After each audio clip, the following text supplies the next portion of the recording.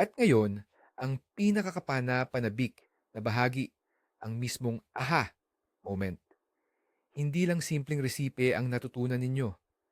Naunawaan ninyo ang mismong prinsipyo sa likod ng paggawa ng sustansyang madaling masipsip ng halaman. Ang sikreto ay wala sa ferrous sulfate, kundi sa maliit na kristal ng citric acid na siyang nagsisilbing susi para mabuksan ang pinto sa mundo ng iron para sa inyong halaman. Sa sarili ninyong mga kamay, nakagawa kayo ng tinatawag sa mga laboratorio na chelate complex. At hindi lang ito panlaban sa chlorosis. Isa itong malakas na double punch. Sabay ninyong pinapakain at pinoprotektahan ang inyong halaman laban sa sakit. Hindi lang kayo nagdidilig, nagsasagawa kayo ng tunay na therapy, ibinabalik ang kalusugan at sigla sa inyong hardin. Sa madaling salita, ang simpleng pinagsamang ferrous sulfate at citric acid ay nagbibigay sa atin ng super epektibo at matipid na solusyon. Nakakatulong ito upang mabilis na masugpo ang kakulangan sa iron. Ibalik ang malalim na berdeng kulay sa mga dahon at nagsisilbing panlaban sa fungal diseases. Salamat sa panonood ng video na ito hanggang dulo. Umaasa ako na ang simpleng ngunit makapangyarihang resipe na ito ay makakatulong upang lalong gumanda at mamunga ng sagana ang inyong hardin. Kung naging kapaki-pakinabang sa inyo ang impormasyong ito, huwag kalimutang mag-like, mag-subscribe sa channel para hindi mapalampas ang mga bagong sikreto sa paghahardin at i-click ang notification bell. Ngayon, may tanong ako sa inyo. Ano-ano naman ang mga homemade o tradisyonal na pamamaraan na ginagamit ninyo sa pagpapalusog at pagprotekta sa inyong mga halaman? Ibahagi ang inyong mga subok na resipe sa comment section para makapagpalitan tayo ng kaalaman at karanasan. Kaya, simulan natin sa pangunahing sangkap ng ating solusyon. Sigurado akong marami sa inyo ang mayroon na nito sa inyong bodega o sa inyong bahay. Ito ang ferrous sulfate or mas kilala bilang iron vitriol ng marami. Ang mga magagandang kulay berdeng asul na kristal na ito ay pamilyar na sa bawat bihasang hardinero. Mabibili ito sa halos lahat ng garden center or hardware store at halos kusing lang ang halaga. Ito ang isa sa pinakamadaling mahanap at pinakamura sa arsenal ng bawat hardinero. Kadalasan, ginagamit ito para labanan ang mga lumot at lichen sa mga puno, sa pag-disinfect ng mga storage area, o para sa paghahanda at paggamot ng hardin laban sa fungal infections, lalo na bago ang tag-ulan. At sa lahat ng mga gawaing ito, napakahusay nitong gumagana. Marami pa rin sa tradisyonal na paraan ang sinusubukan itong gamitin bilang pataba sa mga halaman na kulang sa iron. Ididissolve lang nila sa tubig at ididilig sa ugat. Pero dito nagtatago ang malaking pagkakamali. Sa ganyang simpleng forma, halos hindi naaabsorb ng mga halaman ang iron. Para itong pagbibigay ng isang buong bakal sa isang tao at sasabihin, kainin mo, kulang ka sa iron. Ang magiging epekto, sa madaling salita, ay wala. Pero paano kung sabihin ko sa inyo na sa simpleng pakete na ito ay nakatago ang napakalaking potensyal? Hindi lang natin alam kung paano ito lutuin ng tama. Ngayon, ilalabas natin ang tunay nitong bisa at kapangyarihan, pero ang ferrous sulfate lang, kalahati pa lang ng tagumpay. Kailangan niya ng sikretong katulong na siyang gagawa ng tunay na mahika. At sigurado ako, ang katulong na ito ay malamang na nasa kusina ninyo lang. Ito ay ang pinakasimpleng citric acid. Oo, tama. Yung puting powder na malakristal na nasa sachet na inilalagay natin sa pagbe-bake, ginagamit sa paggawa ng preserves or panlinis ng takuri mula sa mga mineral deposits.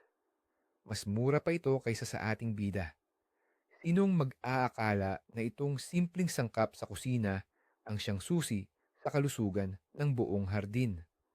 Ang citric acid mismo ang magiging mahiwagang tagapagsalin na magpapaliwanag sa halaman kung paano nito lubusang masisipsip at magagamit ang iron. Para itong maalalahaning gabay na hahawak sa mga iron ions na tila ayaw kumilos ng mag-isa at direktang ihatid ang mga ito sa kung saan sila pinakakailangan. Kung wala ito, hindi magiging epektibo ang ating formula. Kaya, kunin na ang mahalagang sachet na iyan sa inyong istante dahil ngayon na magsisimula ang tunay na magic sa inyong hardin. Kaya, ano ang sikreto? Bakit nga ba napakagandang kombinasyon ng dalawang ito? Ang lahat ng ito ay dahil sa simple ngunit napakagandang kemika. Sa paghahalo ng ferrous sulfate at citric acid sa tubig, nagsisimula tayo ng isang kemikal na reaksyon. Isipin natin na ang iron ion ay isang mahalaga ngunit napakapihikang pasahero at ang citric acid molecule naman ay isang komportabling taksi. Ang taxi acid na ito ay binabalutan ang pasaherong iron na lumilikha ng isang panlaban na organic na balat para dito. At ang bagong estrukturang ito, ang nakabalutiang limusina para sa iron, ay tinatawag sa kimika na iron chelate. Ang salitang chelate, sa katunayan, ay galing sa salitang Griego na chele, na ang ibig sabihin ay sipit o kuko. At ito ay napakatumpak na naglalarawan sa proseso. Parang sinisipit ng molekula ng acid ang metal ion. Pinoprotektahan ito mula sa panlabas na mga epekto. Sa ganitong protektadong anyo, madali at halos buong-buo itong maabsorb ng halaman, maging sa pamamagitan ng mga dahon o sa pamamagitan ng mga ugat. Hindi lang tayo basta naghahalo ng dalawang substance. Lumilikha tayo ng isang ganap na bagong compound na madaling gamitin ng halaman. Nakarating na tayo sa punto kung saan ihahayag natin ang sikreto sa likod ng ating kamangha-manghang claim, ang 200 beses na bisa. Saan nga ba galing yan? Hindi ito basta-bastang gimmick sa marketing. Ito ay purong biochemistry. Kapag dinidiligan mo ang halaman gamit ang ordinaryong iron sulfate solution, malaking bahagi nito, hanggang 99% sa lupa o sa dahon, ay mabilis na kumakabit sa ibang elemento. Napupunta ito sa anyo na hindi matunaw at hindi na magagamit. Sa madaling salita, ang iron ay nagiging parang bato. Nakikita ito ng halaman, nasa malapit lang, pero hindi nito makakain. Nananatili lang itong walang silbi, walang naibibigay na benepisyo. Pero ang aming iron chelate na protektado ng baluti ng citric acid ay ibang-iba ang kwento. Madali itong nakakapasok sa cell membranes ng dahon. Halos 100% ang pagsipsip nito.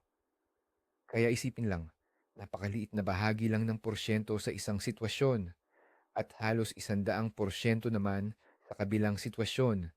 Napakalaki ng pagkakaiba. Dahil dito, ang epekto ng ganitong paggamit ay nakikita hindi pagkatapos ng isang buwan, kundi sa loob lang ng ilang araw. Ang halaman ay nakakakuha ng napakalakas na tulong mula sa mismong kailangan nito at sa anyo kung saan madali itong makuha. Pero paano naman kung makakatipid ka ng doble?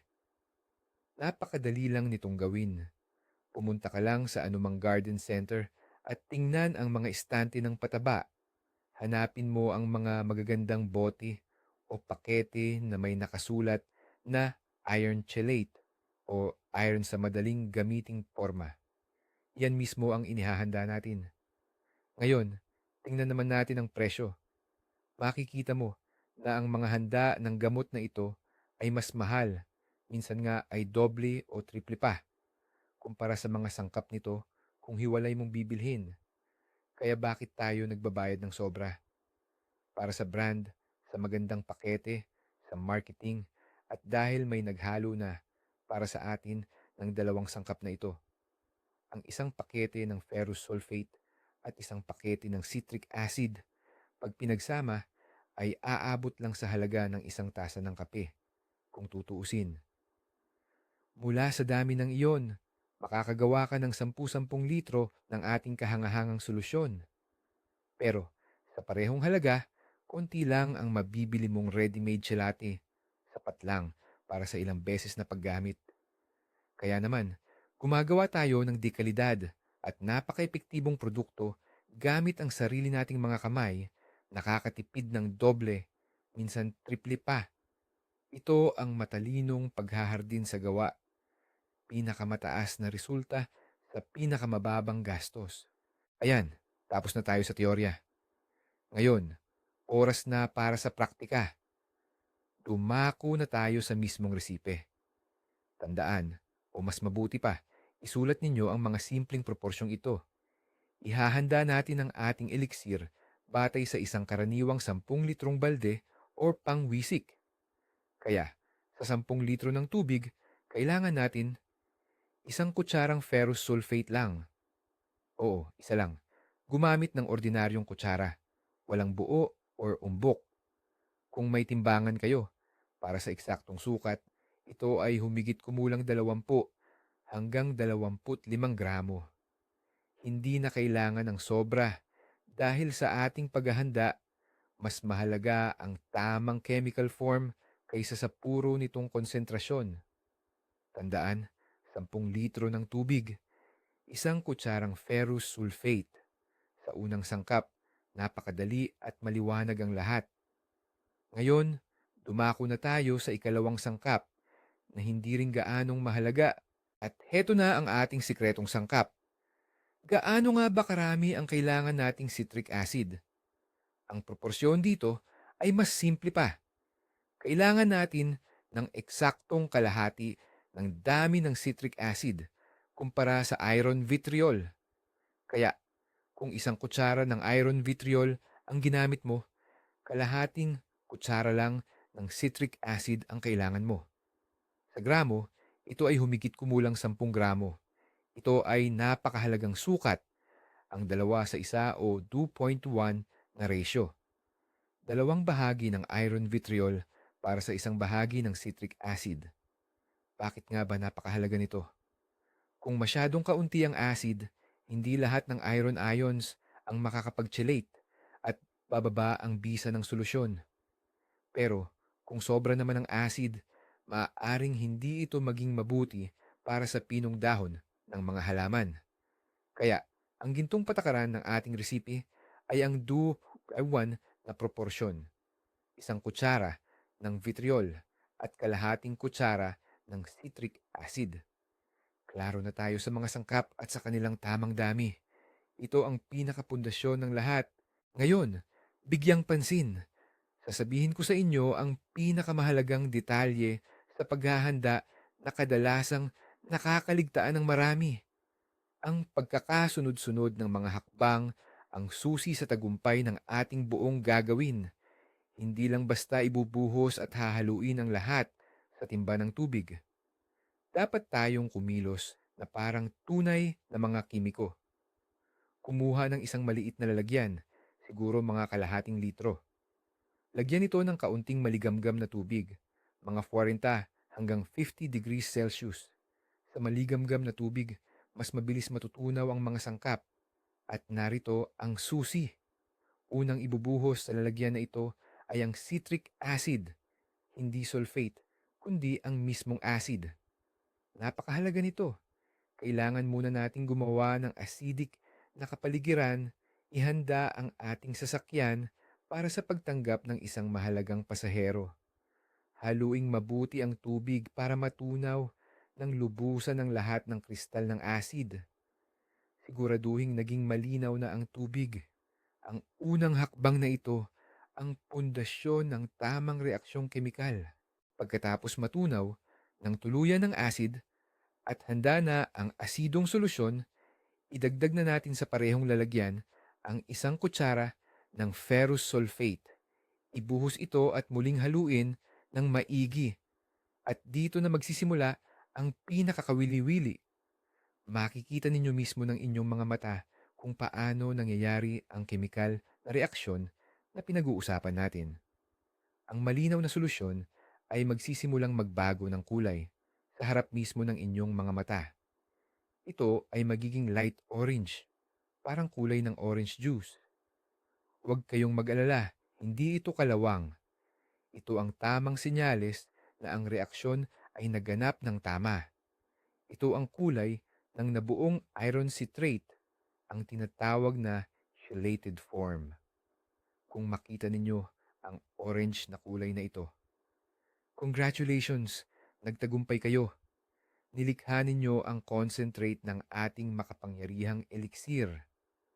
Ngayon, ang huling hakbang na lang ang natitira pagkatapos maihanda ang ating orange na concentrate at matunaw na ang lahat ng kristal dito, kukunin na natin ang pangunahing lalagyan.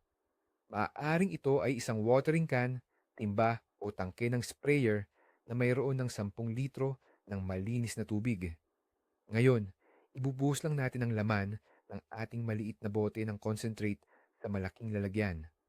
Ngunit hindi pa dyan nagtatapos. Kailangan pa itong haluin ng mabuti upang pantay na kumalat ang concentrate sa buong dami ng tubig. Maaaring gumamit ng kahoy na patpat o iling-ilingin lang ang sprayer. Ang tubig sa lalagyan ay magkakaroon din ng bahagyang kulay kahel. Ayan na, handa na ang ating super solusyon para gamitin. Tulad ng nakikita ninyo, hindi aabot ng 5 minuto ang proseso, ngunit ang 5 minutong ito ay magbibigay ng malaking benepisyo sa inyong hardin. Simple lang, mabilis, at napakabisa. Pag-usapan natin ang kaligtasan at ilang mahahalagang teknikal na detalye. Kahit na ordinaryo lang ang ating mga sangkap, mahalaga pa ring sundin ang mga pangunahing pag-iingat. Siguraduhing gumamit ng rubber gloves. Ang sulfate ng bakal, lalo na kapag purong konsentrado, ay maaaring mag-iwan ng mahirap tanggalin na kalawangin na mantsa sa balat at makapagpatuyo rin ng iyong kutis.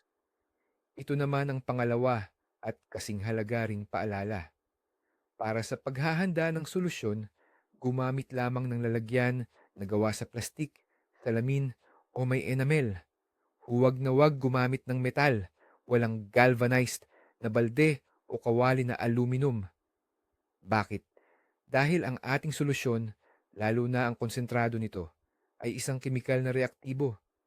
Kapag dumikit ito sa ibabaw ng metal, makikipag-ugnayan ito sa metal at hindi sa mga sangkap ng solusyon mismo. Ang kalalabasan, hindi natin makukuha ang tamang pinaghalong compound na kailangan natin at mawawala ang buong bisa nito. Ang plastik na balde, garapon na salamin o enamel na palanggana. Sila ang pinakamabuting gamitin sa gawaing ito. Kailan ba ang pinakamainam na oras para mag-spray? Mahalaga ang tanong na ito dahil dito nakasalalay hindi lang ang pagiging epektibo, kundi pati na rin ang kaligtasan ng ating mga halaman. Ang pinakamainam na oras ay maagang umaga. Pagkatapos, sumikat ang araw, habang hindi pa matindi at nakakapaso ang sikat nito. O kaya naman ay sa gabi, paglubog ng araw, kapag hindi nagaanong mainit. Magandang option din ang maulap pero walang hangin na panahon. Ang pangunahing alituntunin ay iwasan ang pag-spray sa ilalim ng direktang sikat ng araw, lalo na kung ito ay tirik na tirik. Bakit? Anumang patak ng tubig sa dahon kapag mainit ay parang maliliit na lente na nagpo-focus ng sikat ng araw. Ito ay maaaring magdulot ng maliliit na paso sa malambot na dahon. At kahit mahina ang ating solusyon, mayroon pa rin itong kaunting asido. Kaya, para hindi makasama at makatulong lang, pinakamainam na mag-spray sa malamig na oras ng araw o kapag maulap. Mainam din kung pagkatapos mag-spray ay walang ulan sa loob ng ilang oras para masipsip ng husto ng halaman ng solusyon. Ang paggamot na ito ay isang malaking tulong para sa napakaraming halaman sa inyong hardin. Sino-sino nga ba ang pinakamatindi ang pangangailangan sa iron? Una sa lahat, siyempre, ang mga reyna ng hardin, ang mga rosas. Sila ang madalas na tinatamaan ng chlorosis, kung saan ang kanilang mga murang dahon ay nagiging halos puti. Pangalawa naman, ang mga hydrangea, lalo na ang mga malalaki ang dahon. Para sa kanila, sapat na iron ang susi, hindi lang sa kanilang kalusugan, kundi pati na rin sa matingkad at buhay na kulay ng kanilang mga bulaklak. Lahat ng puno ng prutas, tulad ng mansanas, peras, plum at cherry, ay lubos na magpapasalamat sa ganitong sustansya. Ang ubas ay isa rin sa mga siguradong makikinabang sa aplikasyong ito dahil ang chlorosis ay napakalinaw na makikita sa kanila. Pero huwag ding kalimutan ng ating mga gulayan. Ang mga pananim na gulay tulad ng kamatis, pipino, sili at maging ang strawberry ay lubos na tumutugon sa paggamit ng iron chelate. Sa madaling salita, ito ay isang universal na solusyon o elixir para sa halos lahat ng halaman sa inyong hardin at gulayan. Ayon, handa na ang ating solusyon at sakto ang oras na napili natin. Ngayon, pag-usapan natin kung paano ito ilalagay. Ang pinakamabisang paraan ay ang pag-spray direkta sa mga dahon o tinatawag na foliar feeding. Ilagay lang natin ang ating solusyon sa isang sprayer. Pwedeng isang simpleng spray bottle para sa ilang puno ng rosas o isang malaking sprayer para sa buong hardin. Ang ating layunin ay pantay na basain ang mga dahon ng halaman sa magkabilang panig, sa ibabaw at sa ilalim. Bakit ito mahalaga? Dahil sa maliliit na butas o stomata sa ibabaw ng dahon, mas mabilis na naaabsorb ang iron chelate at direktang napupunta sa sistema ng sirkulasyon ng halaman. Ito ay parang pang-emerhensiyang tulong na makikita mo ang bisa sa loob lamang ng ilang oras. Sa loob ng ilang araw, makikita mo na ang resulta. Ang mga naninilaw na dahon ay muling magiging berde at ang halaman ay mas magiging masigla at malusog. Ito ang pinakadirekta at pinakamabilis na paraan para maihatid ang sustansya sa kung saan ito kailangan. Ngunit tandaan, kailangan ng pag-iingat. Ang ating solusyon ay hindi lang basta ordinaryong tubig, kundi isang makapangyarihan at konsentradong pampalakas para sa inyong halaman. Tulad ng anumang mabisang gamot, hindi ito dapat abusuhin. Bagamat bihira ang labis na dosis ng iron, hindi rin ito nakakabuti. Kaya, gaano kadalas ba dapat isagawa ang paggamot na ito? Kung gagamitin ninyo ito bilang pang-iwas upang manatiling malusog at matibay ang inyong mga halaman, sapat na ang 1 hanggang 2 beses sa isang season. Halimbawa, 1 beses sa simula ng aktibong paglaki, sa Mayo-Hunyo, at 2 beses sa kalagitnaan ng panahon ng paglago. Kung nakikita ninyo ang malinaw na senyalis ng chlorosis at ginagamot na ninyo ito, pwede ninyong spray ang mga halaman 2 hanggang 3 beses, ngunit siguraduhin na may pagitan na 10 hanggang 14 na araw. Bigyan ang halaman ng oras upang maabsorb ang ibinigay na dosis at upang makapagtugon dito. Hindi kailangang ispray ito araw-araw. Tandaan, sa paghahalaman, tulad din sa medisina, ang pangunahing prinsipyo ay huwag makasama.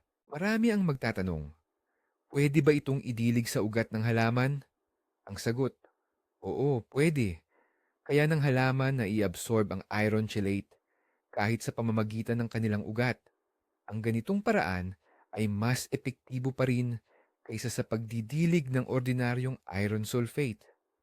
Gayunpaman, may ilang bagay na dapat isaalang-alang. Una, para sa pagpapakain sa ugat, mas malaking dami ng solusyon ang kakailanganin, lalo na kung malaking puno ang pinag-uusapan. Pangalawa, Mas mabagal at mas matagal bago makita ang epekto ng pagdidilig sa ugat. Kakainin ng oras bago maabot ng iron ang mga dahon mula sa ugat. Ang pag-spray sa dahon ay, sa esensya, parang first aid o agarang lunas. Diretso mong dinadala ang gamot sa mismong lugar na nangangailangan nito at halos agaran ang epekto. Ang pagdidilig naman sa ugat ay mas tulad ng isang pangmatagalang paggamot na nakatuon sa kinabukasan. Kaya, kung nakikita mo ang malinaw na senyales ng chlorosis at gusto mo ng mabilis na resulta, walang duda, piliin ang pag-spray. Kung ang nais mo naman ay komprehensibong mapabuti ang kondisyon ng lupa, maaari mo ring idilig. Pero teka, ano pa ba ang kayang gawin ng ating solusyon bukod sa paggamot sa iron deficiency? Dito natin matutuklasan ang isa pang magandang benepisyo, ang ferrous sulfate na alam naman nating mabisang fungicide or panlaban sa mga sakit na dulot ng fungus ay hindi nawawala ang bisa nito sa ating solusyon. Kaya naman, habang ginagamot mo ang chlorosis, sabay mo na ring nabibigyan ng proteksyon ang iyong halaman laban sa iba't ibang sakit tulad ng powdery mildew, iba't ibang uri ng leaf spots, scab sa mansanas at peras, at downy mildew sa ubas. Huwag nating kalimutan na hindi ito pamalit sa kumpletong paggamot gamit ang mga specialized fungicide kung matindi na ang pagkalat ng sakit. Ngunit bilang isang preventive measure na nagpapalakas ng resistensya ng halaman at sinusugpo ang pagdami ng fungal spores sa simula pa lamang, napakabisa ng ating solusyon. Kaya doble ang pakinabang sa isang bote. Sabay nating pinapakain at pinoprotektahan ang ating mga pananim. Ngayon, buwagin natin ang isang napakapopular ngunit walang silbing alamat sa paghahalaman.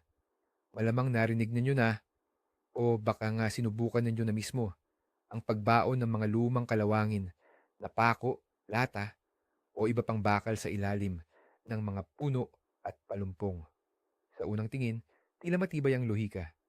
Kung kulang ang halaman sa iron, bigyan natin ng iron. Naku, hindi ganoon yun gumagana. Ang iron na nasa kalawang ay nasa tinatawag na oxidized or trivalent na forma. Ang formang ito ay ganap na hindi magagamit ng mga halaman. Upang masipsip ng halaman, kahit maliit na bahagi ng iron mula sa pako, kinakailangang dumaan ang lupa sa napakakomplikado at napakabagal na prosesong kemikal. Maaaring tumagal ito ng maraming taon at kahit padikada. Sa pagbaon ng mga pako, sa totoo lang ay nagkakalat lamang kayo ng basurang metal sa lupa. Para itong pagtatangkang pawiin ang uhaw sa pamamagitan ng paglalagay ng selyadong bote ng tubig sa tabi mo. May tubig nga, pero hindi mo naman maiinom. Ang aming pamamaraan naman gamit ang tselate ay parang pagbibigay sa halaman ng parehong tubig, ngunit nasa baso na at handa ng inumin. Heto pa ang isang mahalagang paalala. Ang inihandang solusyon ay kailangan gamitin kaagad. Pagkahalo pa lang ninyo, dapat na itong magamit sa loob ng ilang oras. Hindi ito pwedeng itabi o imbak. Bakit kaya? Sa paglipas ng panahon, ang ating chelate complex na nabuo gamit ang citric acid ay nagsisimulang masira dahil sa sikat ng araw at oxygen. Unti-unting kukupas ang kulay orange at maaaring lumabas ang kulay kape na latak sa ilalim. Nangangahulugan ito na ang bakal ay muling babalik sa form nito na hindi na kapaki-pakinabang at hindi na masisipsip. Nawawala ang bisa o epekto ng solusyon. Kaya, maghanda lang kayo ng saktong dami na gagamitin ninyo sa isang beses. Huwag ninyo itong gawing maramihan para ipaabutan pa ng isang linggo o higit pa. Ang bagong gawang solusyon ang pinakamabisa. Ito ay parang sariwang katas ng prutas.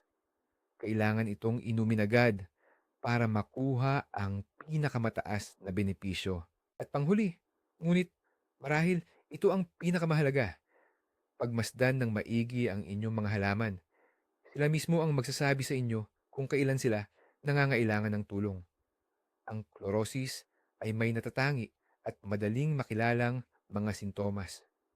Ang pinakauna at tiyak na senyales ay ang pagdilaw ng mga batang dahon sa dulo ng mga usbong, habang ang mismong dahon ay nagiging dilaw o nagiging puti pa nga. Ang mga ugat naman nito ay nananatiling matingkad na berde na bumubuo ng isang malinaw na hugis sa pot. Ito ang klasikong senyales ng kakulangan sa iron. Kung pababayaan ng sakit, magdidilaw din ang mga lumang dahon, magsisimulang matuyo ang mga usbong at malalagas ang mga bulaklak at bunga. Huwag nang hintayin na lumala ang sitwasyon. Sa oras na mapansin ninyo ang mga unang sintomas na ito sa mga batang dahon, kumilos ka agad. Kapag mas maaga ninyong maisagawa ang ating panggamot, mas mabilis at mas madaling makakabawi ang halaman at muling magpapasaya sa inyo ng kanyang malusog na anyo at masaganang ani. Ngayon, narito na ang pinaka-interesante, ang twist na ito. Hindi lang isang simpleng resipe ang natutunan ninyo.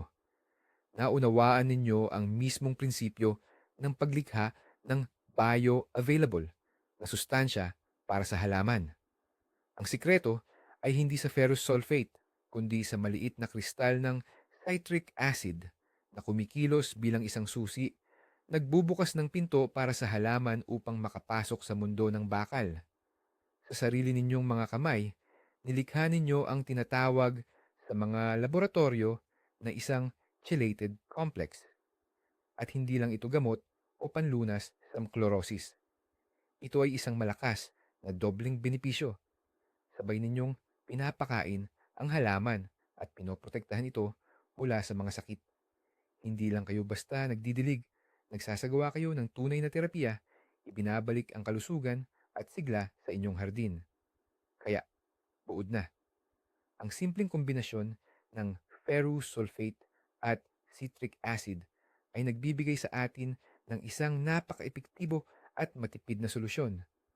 Tumutulong ito na mabilis na malabanan ang kakulangan sa bakal, ibinabalik ang matingkad na berdeng kulay ng mga dahon at nagsisilbing proteksyon laban sa fungal diseases. Salamat sa panunood ng video na ito hanggang dulo. Umaasa ako na ang simpleng ngunit epektibong resipe na ito ay makakatulong sa inyong hardin na maging mas maganda at mas masagana sa ani. Kung nakatulong sa inyo ang impormasyong ito, huwag kalimutang i-like, mag-subscribe sa channel para hindi ninyo mapalampas ang mga bagong sikreto sa paghahalaman at pindutin ang bell icon. Ngayon, may tanong ako sa inyo. Anong mga tradisyonal o gawang bahay na solusyon sa pagpapalusog at proteksyon ng halaman ang ginagamit ninyo? Ibahagi ang inyong mga subok na resipo sa comment section at magpalitan tayo ng kaalaman at karanasan.